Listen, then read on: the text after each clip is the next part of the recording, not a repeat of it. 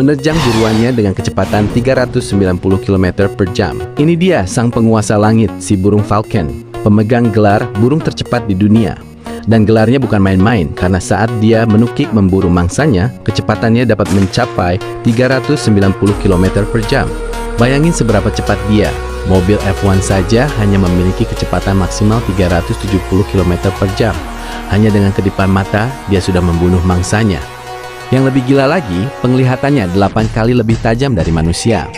Dia bisa lihat seekor tikus dari ketinggian 3 km. Itu sama kayak lo lihat semut dari atap gedung 10 lantai.